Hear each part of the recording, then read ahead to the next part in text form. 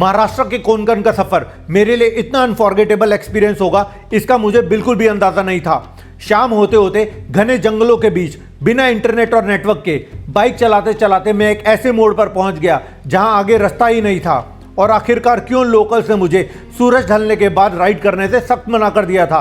क्यों कोंकण की रात उन डेंस फॉरेस्ट में एक ऐसा इल्यूजन क्रिएट होता है जैसे आप रास्ता खो चुके हो, जैसे आप भटक गए हो? और किस मंदिर की तलाश में मैं घने जंगलों में निकल पड़ा जहां मैं चाह कर भी पहुंच नहीं पाया? इन सभी सवालों और राजों से पर्दा आज के व्लॉग में उठने वाला है और इस थ्रिल, सीक्रेट्स और स्टोरीज के साथ अपनी इस सीरीज का नाम है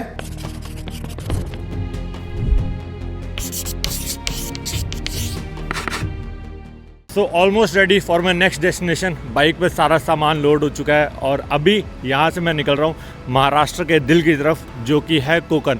वैसे तो महाराष्ट्र के बहुत सारे दिल हैं, मुंबई को बोल सकते हो, पुणे को बोल सकते हो, लोनावला बोल सकते हो, या बहुत खूबसूरत डेस्टिनेशंस है। लेकिन महाराष्ट्र में कोंकण रूट आप लोगों का मुझे पता है फेवरेट है। आज कहाँ जा रहा हूँ कोई आइडिया नहीं है। एक आध फ्रेंड से ज़रूर पूछा, उसने बोला तामिनी घाट है जो बहुत खूबसूरत है, तो उसको देखता हुआ ज़रूर जाइए। तो अभी यहाँ से चलते हैं और अपनी जर्नी जो है वो स्टार्ट करते हैं आज।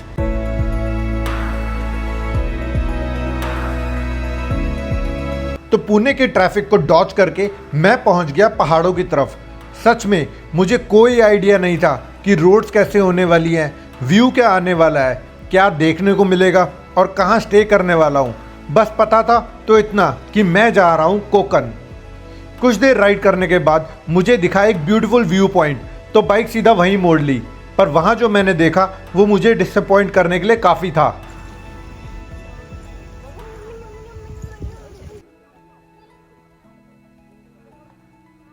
Hello sir. हेलो, कहाँ से है सर? पुणे से ही है, मतलब यहीं पास में ही है। ऐसे ही कैंपिंग वैम्पिंग करने आते हैं आप लोग? तो एक छोटा सा मुझे चीज़ बताइए, इतना सुंदर खूबसूरत जगह है, पानी का बोतल आप तो सब चले गए? इतना खूबसूरत आपका एरिया है, अभी सब जमा करके मैंने रख दिया ना, उधर डाल दिया। वो भी उसको भी आपको अपनी गाड़ी पे है तो उसको लेके जाइए, डस्टबिन में फेंकना चाहिए आपको। आपको देख के ये सीखेंगे। अब आपने ही ऐसा गंद मचाएंगे इतना खूबसूरत जगह पे, तो फिर कैसे चलेगा? नहीं, वो सब कर रहे हैं। अब हमें एक एक को सबको समझ होना चाहिए तो हो जाएगा। हमारा ही देश है, हम खुद ही गंदा करेंगे तो फिर ये कर रहे हैं तो आपको उनको बोलना चाहिए, भाई साहब थोड़ा उठा के लेके जाना। आप ही का, मैं तो दिल्ली से आया, आप इतना सुंदर मैं देख रहा हूँ, इतना खूबसूरत है। और आप ठीक है ना, थोड़ा सा हाँ बाबू, बॉटला उठा लो, वहाँ पर कोई डस्टबिन दिखेगा तो वहाँ फेंकना, ठीक है? अच्छा, धन्यवाद भैया। यहाँ पर हो चुकी है एक छोटी सी समस्या। यहाँ पर मैं अपना इंटरनेट कनेक्शन खो चुका हूँ। मेरे पास एयरटेल का कनेक्शन है और अपने फ़ोन में कोई भी इंटरनेट का सिग्नल नहीं है।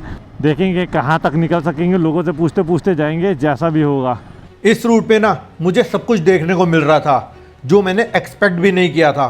फोर्ट्स, ऊंचे पहाड़, हर तरफ ग्रीनरी, सीधी लंबी रोड्स, परफेक्ट कर्व्स वाले घाट, सब कुछ एकदम ब्यूटीफुल।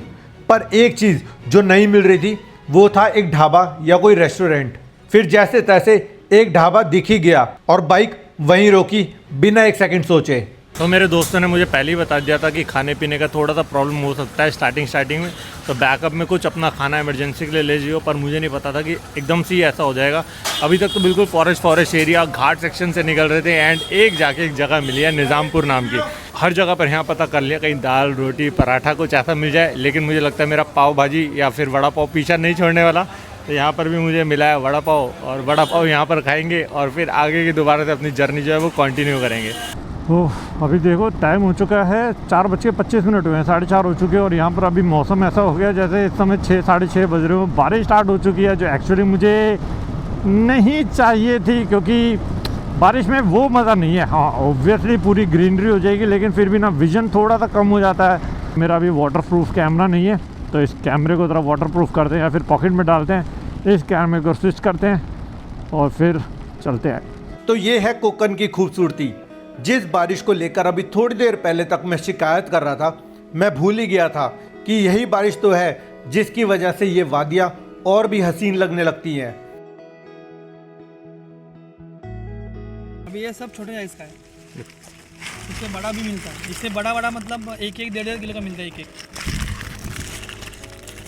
थोड़े काट लिया काट लिया इनको। तो लगभग शाम के 6 बज चुके थे और मेरे फ़ोन में प्रॉपर नेटवर्क भी नहीं आ रहा था। बारिश ने भी इस सफ़र को थोड़ा चैलेंजिंग तो बना ही दिया था और इसी बीच जो मुझे सबसे पहली प्रॉपर्टी दिखी वहीं मैंने रुकने का सोच लिया।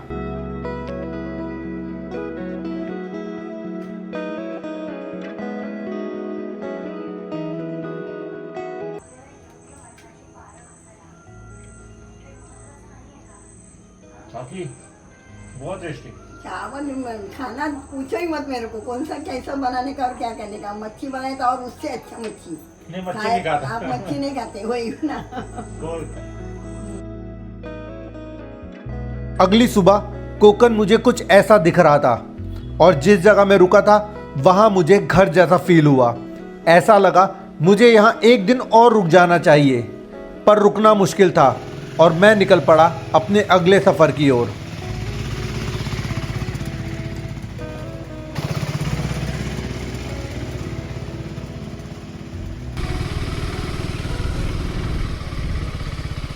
काका ये कहाँ जाता है रोड? कौन सा? इधर ही जा रहा है। यहाँ अगर वहाँ नीचे जाना है तो किधर? इधर नीचे जाना हाँ? है तो ये सीधा जाओ, इधर गाड़ी लगाओ, घूम के आ जाओ। क्या जगह है ये? डागी वाला। रोड खोल। अच्छा बरडोल खोल। मेरे को किसी ने बताया यहाँ गांव है एक। कहाँ है? ऊपर गाँव है। अच्छा है गांव। डागी वाला जेटी, वो तिरंगा है अपना, अपने देश का झंडा है। अरे वो गलत है तिरंगा, उसमें अशोक चक्र नहीं है। अशोक चक्र अलाउड नहीं है। क्यों? कस्टम होता है ना, हवा से फट जाता है ना, इसलिए हमको अलाउड नहीं है। अरे वेरी गुड, फिर बढ़िया चीज है। चक्र नहीं लगाते, वो फटता है ना, वो फट जाता है ना, इसलिए उसको अलाउड नहीं। हाँ फिर ठीक है।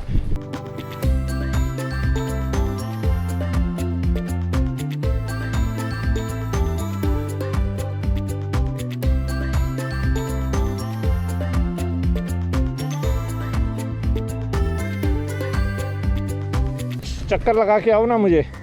अभी तूफान चल रहा है ना, हाँ। कोई जाता नहीं बाहर।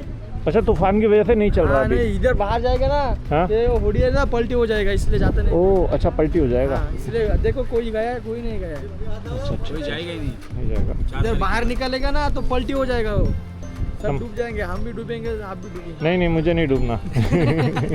इसलिए जाते नहीं बाहर। तो यहाँ मछुआरों से काफ़ी देर बात करने के बाद बच्चों को क्रिकेट खेलता देखा तो मेरे अंदर का सचिन तेंदुलकर भी जाग उठा, पर जितनी जल्दी जागा था उतनी जल्दी सो भी गया।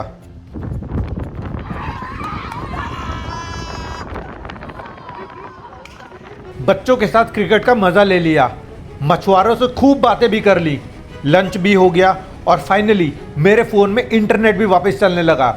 लेकिन अभी एक मोमेंट बाकी था जिसका मुझे सबसे ज़्यादा और बेसब्री से इंतज़ार था, जेटी राइड, जिसके लिए मेरी एक्साइटमेंट नेक्स्ट लेवल पर थी। तो अभी एग्जैक्टली मुझे पता भी नहीं है मैं किस पोर्ट के ऊपर हूँ और यहाँ पर अपने भाई लोग आ चुके हैं, सब मुंबई से ही हैं। तो अभी थोड़ी देर पहले मैं यही बोल रहा था कि यहाँ पर एक इल्यूजन टाइप होता है और आप लोगों में यही पूछ रहा था कि आपको भी कभी ऐसा हुआ है नहीं हुआ। तो यहाँ पर ये मुंबई के ही हैं सारे, तो इनसे ही मैंने पूछा कि एक्चुअली में ऐसा इल्यूजन होता है या नहीं होता है, या रात को मैं राइड कर सकता हूँ? होता नहीं होता इल्यूजन? होता है। उसको चकवा बोलते हैं हमारे महाराष्ट्र में। थोड़ा आगे आओ, इधर। हाँ हमारे मराठी में बोलूं, हमारे महाराष्ट्र में उसको चकवा बोलते हैं, चकवा। तो आप एक ही जगह पे घूमते रह जाओगे, आपको रास्ता नहीं मिलेगा वही जगह। ये सच है? ये सच है। मुझे मेरे 5 अलग अलग दोस्तों ने ये बात बताई है, ऐसा नहीं कि रैंडमली किसी ने बताया। 5 अलग अलग दोस्तों ने जो एक दूसरे को जानते भी नहीं है, उन्होंने एक्चुअली फील किया है कि आप गूगल मैप पे एक होटल भी लगा दोगे, वो लोकेशन पे पहुंच जाओगे लेकिन फिर भी घूमते रहोगे, वो मिलेगा नहीं। रास्ता वही रहेगा, लेकिन आप घूमते ही रहोगे। पहुंच गए। आप लोगों के साथ हुआ है कभी ऐसा? ऐसा तो नहीं हुआ, लेकिन ये बहुत सारे जनों ने बताया कि ये होता ही है। सुना है ना? तो ये एक्चुअली में मेरे तो दोस्तों ने ही फील किया है, अब इन्होंने भी बात सुनी है, तो अब नहीं रात को चलानी है, अब फटाफट भागो। इनको भी नहीं पता ये कहाँ स्टे करने वाले हैं, मुझे भी नहीं पता मैं कहाँ स्टे करने वाला हूँ, पर इनकी कोई अलग मंजिल है, मेरी अभी यहाँ पर अलग मंजिल है। यहाँ पर लगभग 5 बज गए, 5:30 बजे फेरी आनी है और फेरी पे फिर निकलेंगे।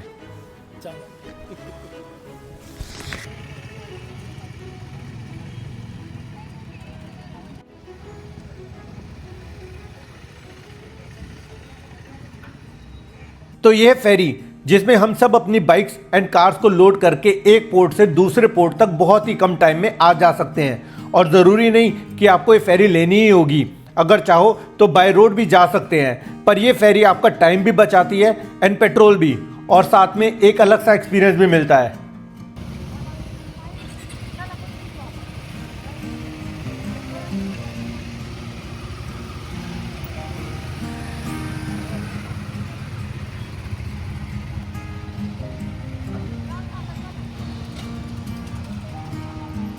सूरज अब धीरे धीरे ढल रहा था, चारों तरफ बस खुला समुंदर, साथ में मेरी बाइक और एक खूबसूरत कोस्टल रोड। सिंपल, रियल और बिल्कुल परफेक्ट। सिर्फ लहरों की हल्की सी आवाज आ रही थी और उसी पल में सब कुछ नॉर्मल सा लग रहा था। पर फिर भी वो नॉर्मल मूवमेंट एक्स्ट्रा ऑर्डिनरी से ज्यादा लगने लगा था मुझे। दिल बोल रहा था बस चलता रहूं, रुकू नहीं, क्योंकि कभी कभी मंजिल से ज्यादा रास्ते जिंदगी बन जाते हैं।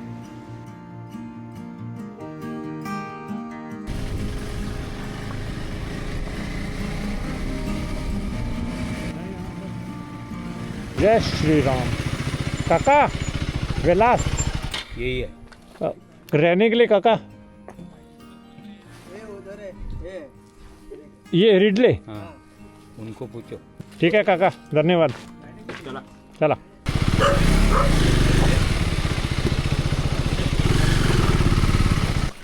नमस्ते। तो अभी क्या परफेक्ट टाइम पे है। जैसे हम यहाँ पर पहुँचे एकदम से यहाँ पर बारिश स्टार्ट हो चुकी है और पीछे आपको दिख रहा होगा। और सच बताऊँ, मेरे को इस जगह का नाम प्रॉपरली पता भी नहीं था। एक आध किसी लोकल ने सजेस्ट किया था कि यहीं पर ही आपको होम स्टे एक ढंग का मिल जाएगा। तो सर क्या नाम है इस जगह का? इस जगह का नाम है विलास। तो विलास में हूँ, यहाँ पर मेरे फ़ोन में इंटरनेट नहीं है। चलते फिरते किसी से पूछा कोई होम स्टे, लकीली मेरी किस्मत इतनी अच्छी कि साथ में ही अपना एक होम स्टे था। सर बाकी तो सब कुछ मुझे पता है कि वो चने हैं, ये दाल सी लग रही है, रोटी है।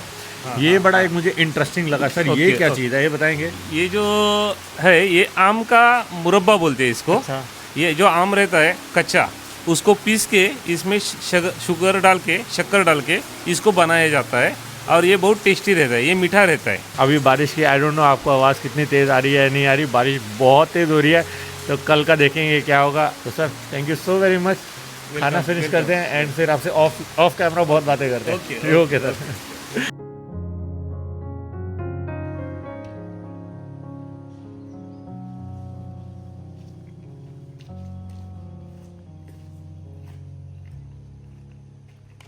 तो ये है वेलोस। कल रात से, इनफैक्ट 2 रातों से यहाँ तेज बारिश हो रही थी। और सबसे ज़्यादा सरप्राइज मुझे इस बात का था कि इतनी खूबसूरत जगह का नाम तक मैंने पहले नहीं सुना था।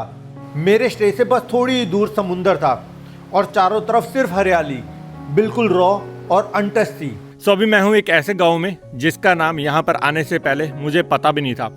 और अगर आप मेरी इस सीरीज़ को फॉलो कर रहे हो ना स्टार्ट से, तो आपको लगेगा मैं हर वीडियो में ज़्यादातर यही बोल रहा हूँ कि मुझे पता ही नहीं है किस विलेज में मैं स्टे करने वाला हूँ। तभी इस सीरीज़ का नाम है एक्सप्लोरिंग इंडिया ऑनेस्टली।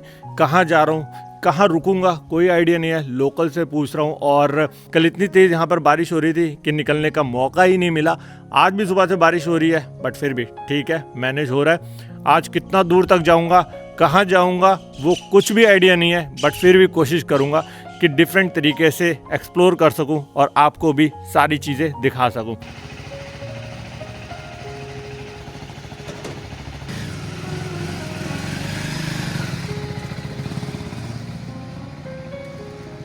तो चलो आज की राइड स्टार्ट करते हैं भगवान का नाम लेकर। जय माता दी। और इतनी बारिश हो रही है पिछले 2 दिन से यहाँ पर। आज भी सुबह सुबह इतनी बारिश हो रही थी कि थोड़ा सा लेट हो गया निकलते निकलते। प्लान ये था कि सुबह 9:30 बजे तक मैक्सिमम निकल जाऊँगा, क्योंकि कोकन रूट का ना थोड़ा सा एक्सप्लोर करते करते मेरा प्लान था। जाऊँगा किसी विलेजेस में, जाऊँगा कहाँ जाऊँगा पता तो नहीं है, बट स्टिल जितना जल्दी निकलूँगा उतना ज़्यादा मज़ा आता।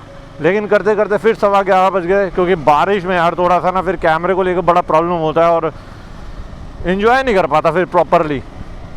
या तो बिल्कुल ही मॉनसून सीजन हो कि बारिश है, एकदम मेंटली प्रिपेयर हो इंसान, वो मैं मेंटली अभी एज ऑफ नाउ प्रिपेयर नहीं हूँ। मुझे चाहिए सीनिक ब्यूटी जो अभी मुझे दिख रही है बिना बारिश के।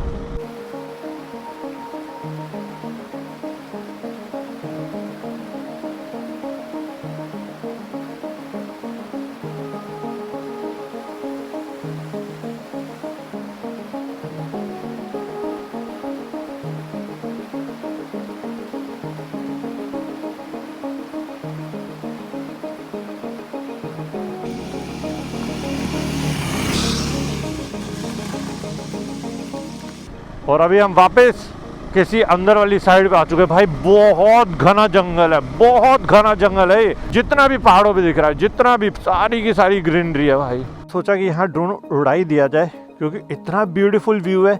और जैसे ही रुका ड्रोन निकाला, फिर से यहाँ पर इतनी तेज़ बारिश हो गई है। Can't help it. चलते हैं आगे फिर।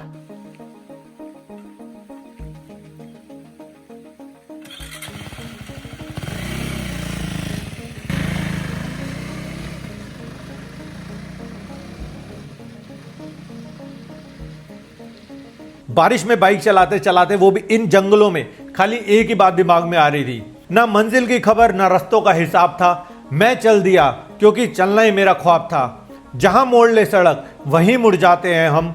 सफर ही दवा है, बाकी सब का सब भरम। पानी की बूंदे वाइजर पर गीत सा लिख रही थी। बारिश भी लग रही थी जैसे कोई कहानी सी कह रही थी। कभी लगता है ये सफर एक सवाल है, पर सच तो ये है, ये सफर ही कमाल है।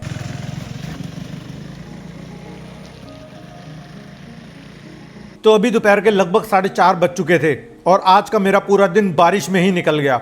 और अभी मैं सोच ही रहा था कि आज के दिन मुझे कुछ यूनिक देखने को नहीं मिला। उसी वक्त मेरी नज़र एक बोर्ड पर पड़ी जिसके ऊपर लिखा हुआ था कि मंदिर का रास्ता यहाँ से है। और बिना सोचे मैंने अपनी बाइक वहाँ मोड़ ली।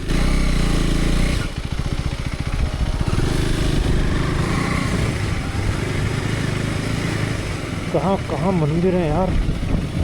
मतलब ये डिटोर ले लिया मैंने ऑब्वियसली। ओ भाई, तो लगभग 1 किलोमीटर तक मैंने इस ट्रेल को फॉलो किया। एक मोमेंट तो मन में ऐसा आया, अगर मंदिर ज़्यादा दूर निकला तो शायद मैं लेट ही ना हो जाऊं, क्योंकि इस जगह ना मेरा फ़ोन में इंटरनेट था, ना ही कोई नेटवर्क, सिग्नल्स भी बिल्कुल डेड। और ऊपर से थोड़ी ही देर में यहाँ पर अंधेरा भी होने वाला था। मुझे ये तो पता था कि आज रात कहीं रुकना है, पर कहाँ, इसका भी मुझे कोई आइडिया नहीं था। लेकिन फिर थोड़ी देर बाद ही मुझे आखिरकार मंदिर का दरवाज़ा दिख गया और उस पल ऐसा लगा कि चलो, सफ़र का एक चैप्टर आज कंप्लीट हो ही गया। वो नीचे है।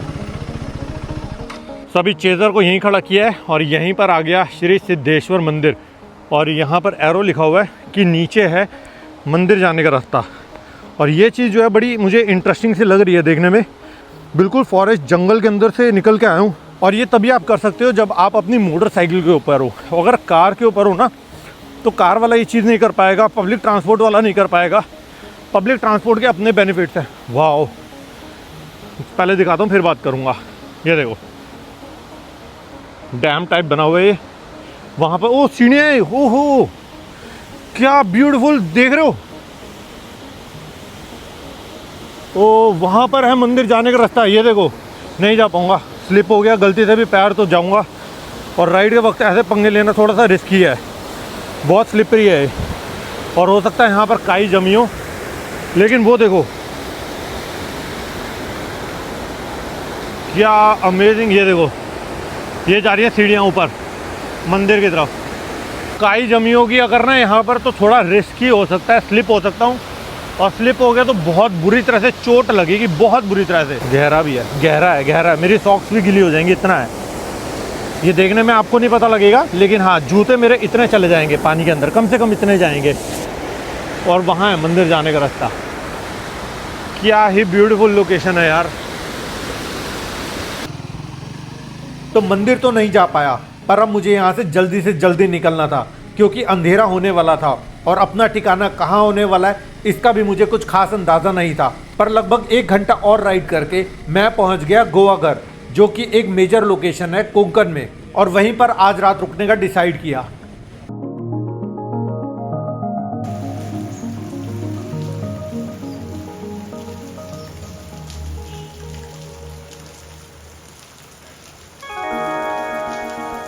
कितनी स्ट्रेंज सी बात है। कल रात को लगभग मैं यहाँ 7:30 या 8 बजे के आसपास पहुँचाऊँगा। बिल्कुल अंधेरा हो चुका था। आज का प्लान पता नहीं कहाँ जाने वाला हूँ, पर मैं हूँ इस समय गोवाघर में। यहाँ से गोवा निकलूँगा, यहाँ से कर्नाटका की साइड जाऊँगा, कोई भी आइडिया नहीं है। सब लोग यहाँ पर बोल रहे हैं कि बारिश इस समय नहीं होती जिस समय मैं यहाँ पर हूँ, बट कोई बात नहीं, चलते हैं अभी यहाँ से, अपनी जर्नी कंटिन्यू करते हैं और आपको भी दिखाते हैं।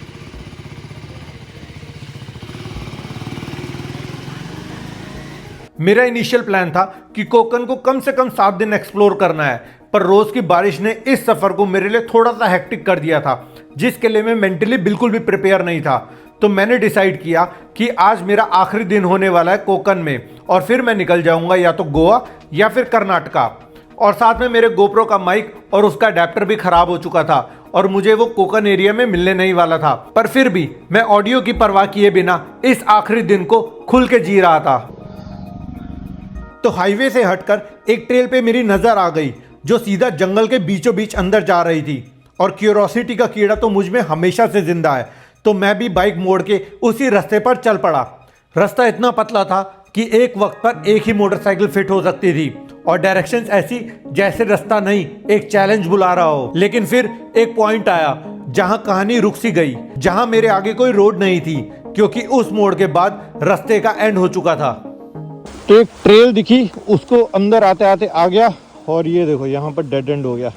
और ये कुछ ऐसी लोकेशन है, ये पतली सी ट्रेल है जहाँ से मैं आया बाइक लेके। मुझे लगा ये कहीं ना कहीं तो रास्ता निकल रहा होगा, मस्ती करते करते मैप में रास्ता नहीं दिखा रहा था, मैप में कुछ और ही मेरे को जाना है। लेकिन ये बहुत ही ब्यूटीफुल सी एक लोकेशन दिखी। रात के समय नहीं आऊँगा, चाहे कुछ भी है, दिन में थोड़ा सा पंगे ले सकता हूँ, टाइम पास कर सकता हूँ ऐसी जगहों को देखने के लिए। लेकिन लोकेशन देखो आप, कितनी प्यारी लोकेशन है। और गूगल मैप्स नहीं चल रहा, मेरे फ़ोन में नेटवर्क नहीं है, ऑफलाइन मैप डाउनलोडेड है। ये कुछ सीन है यहाँ पर। क्योंकि मेरे फोन में इंटरनेट नहीं था और ऑफलाइन मैप में भी इस ट्रेल का रास्ता नहीं दिखा रहा था, पर मुझे एक मंदिर का साइन बोर्ड दिखा था, तो मैंने अपनी बाइक उस रास्ते मोड़ दी। घने जंगल में लगभग 2 किलोमीटर चलाने के बाद भी वो मंदिर मुझे नहीं मिला, और आगे जाने का रिस्क लेना मुझे ठीक नहीं लगा। तो अभी पता नहीं किन जंगलों के अंदर आ गया, ऐसा दिख रहा था कि मंदिर का साइन बोर्ड लगा है। अब यहाँ से कम से कम मुझे लगता है मैं 2-2.5 किलोमीटर अंदर आ चुका हूँ, और जंगल एरिया बहुत गहरा स्टार्ट हो चुका है यहाँ पर। अब यहाँ पर एक रास्ता भी जा रहा है बिल्कुल ऊपर तक, सीढ़ियों तक, लेकिन मुझे नहीं लगता वो मंदिर का रास्ता होगा। मंदिर का रास्ता उधर से होना चाहिए या पीछे होना चाहिए। लेकिन अभी जिस टेरेन पे हो ना, बहुत ज़्यादा स्केरी टाइप लग रहा है। लेट भी हो रहा हूँ, रात का समय होता तो बिल्कुल भी नहीं चाहता, चाहे कुछ भी हो जाए। लेकिन हाँ, अभी डे टाइम है तो थोड़ा सा फन कर सकता हूँ। उधर हर जगह पर मुझे मंकीज तो चलो ठीक है, लंगूर दिख रहे हैं। अभी यहाँ पे चलते हैं, थोड़ा स्केरी सीन लग रहा है यहाँ पर। नेटवर्क नहीं है फ़ोन में, ऐसा ना हो भटक ही जाऊँ बहुत बुरी तरह से। कोई इंसान नहीं है यहाँ पर, हूँ कोंकण की राइड पे, लेकिन ऐसा लग रहा है कि मैं इस समय फॉरेस्ट जंगल ट्रेल में हूँ, जो इस राइड का प्लान नहीं था। इस राइड में मेरे को टूर करना था, ये थोड़ा एडवेंचर टाइप हो गया। क्या करूँ, थोड़ा आदत से मजबूर हूँ। चलते हैं अभी फटाफट यहाँ से। पूरे रास्ते बारिश और कैमरा के माइक इशू की वजह से ज़्यादा रिकॉर्ड तो नहीं कर पाया, पर लगभग रात के 7:30 बजे मैं पहुंच गया देवगढ़, जो मेरे आज का ठिकाना होने वाला था। और इसी के साथ जो मेरे कोंकण का सफ़र था वो भी यहाँ पर ख़त्म हुआ। आई विश बारिश ने थोड़ा कम परेशान किया होता तो और कुछ दिन कोंकण में एक्सप्लोर करता, पर कहते हैं ना, मंजिल से ज़्यादा जर्नी जिंदगी भर याद रहती है, तो वही मेरे साथ हुआ। मुझे मंजिल के नाम जानने में कोई खास इंटरेस्ट तो नहीं था, पर मज़ा आ रहा था इस जर्नी को जीने में, जो मैंने अच्छे से एंजॉय किया।